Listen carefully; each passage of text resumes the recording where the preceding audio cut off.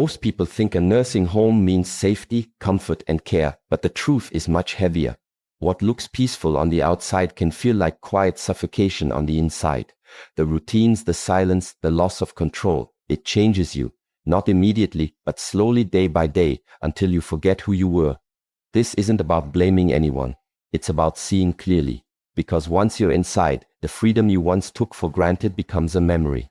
Stay with me until the end, because the last truth I'll share is the one no one dares to admit, and the reason I wish I had chosen differently.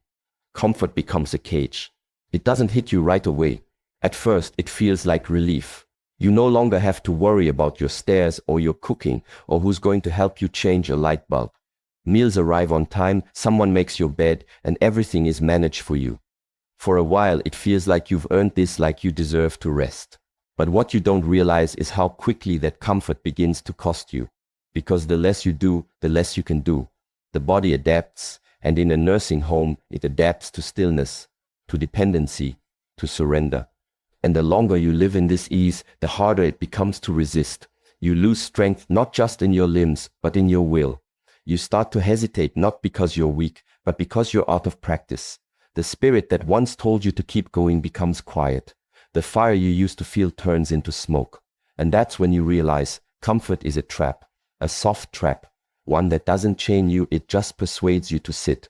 And when you sit long enough, you stop getting up. The world gets smaller, your stride gets shorter, and your ambition becomes something you vaguely remember. You are not here to be parked. You are not a broken car in a garage. You are a living, breathing system, and systems decay when unused. If your environment doesn't challenge you, your body will forget what it was made for. And in these walls, challenge is scarce. Everything is padded. Every risk is managed. Every opportunity to grow is labeled a hazard. So yes, you are safe. But what is safety if it also means stillness? What is protection if it means isolation from the edge of your potential? That's why the comfort of a nursing home becomes a cage. Not because it's cruel, but because it removes the very thing that makes you human, your need to grow. 2, they manage you, not see you. There's something haunting about being seen, but not known. In a nursing home, that becomes your daily reality. Staff come and go with clockwork efficiency. Names are remembered, charts are updated, medication is delivered on time, and yet the person beneath all that data begins to disappear. You stop being a soul and start becoming a series of symptoms. They don't mean harm, but systems aren't designed to care, they're designed to control. What happens over time is subtle, but dangerous. You stop offering your opinion because it's rarely asked for.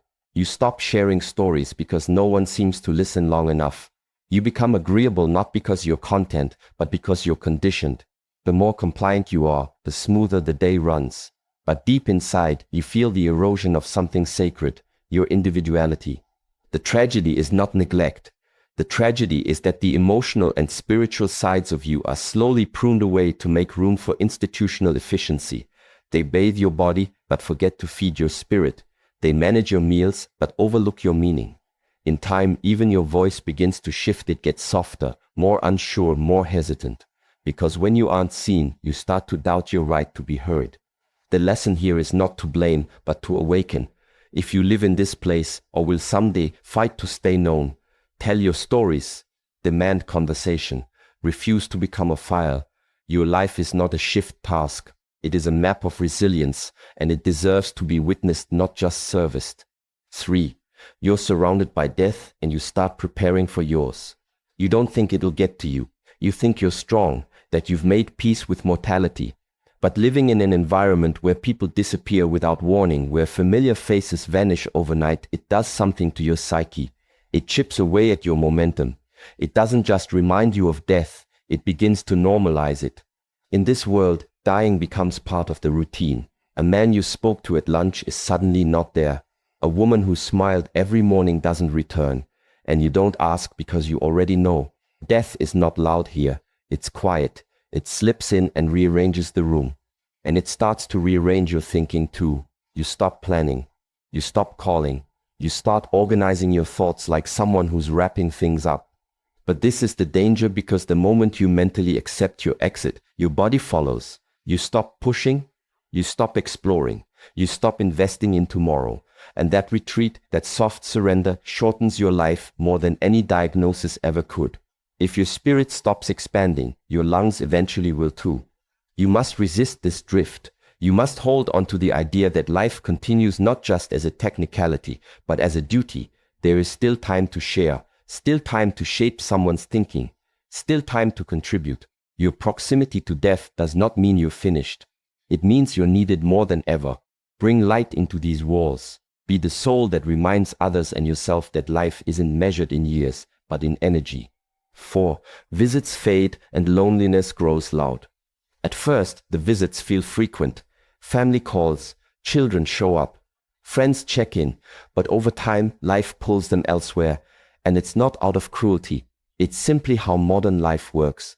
People are busy, their priorities shift, their schedules fill, and slowly the connections that gave you color begin to fade. You start to count the days between visits. You try not to resent the silence, but it builds. The phone rings less, birthdays get quieter, holidays lose their magic. And the loneliness, it doesn't feel like sadness. It feels like silence pressing against your chest. And that silence begins to shape your thoughts. You wonder if you've been forgotten, if you still matter, if anyone sees you at all. Loneliness is not a feeling. It's a biological condition. It increases inflammation, weakens the immune system, and accelerates cognitive decline. It's not just unpleasant, it's lethal. So how do you fight it? You create connection where you are. You don't wait for someone to bring life to you. You become the source. Join something, lead something, mentor someone, initiate the conversation. Your energy might be the one thing that keeps someone else alive too. And in giving connection, you get it back. 5. You stop taking risks, and that's when you start dying. The greatest loss inside these walls is not mobility or memory. It's courage. You become cautious. You avoid stares. You hesitate to speak your truth. You decline invitations. And little by little, you begin to shrink not just physically, but psychologically. You start calling things too much before you even try. You accept help you don't really need just because it's easier. You default to saying no. But every time you retreat, you lose muscle. You lose confidence. You lose identity. Risk is not recklessness. Risk is what keeps you alive. The willingness to try, to reach, to stretch. That's what fuels growth. That's what makes life feel real. Even at 80, you can pursue something. You can choose to read, to debate, to paint, to ask deeper questions.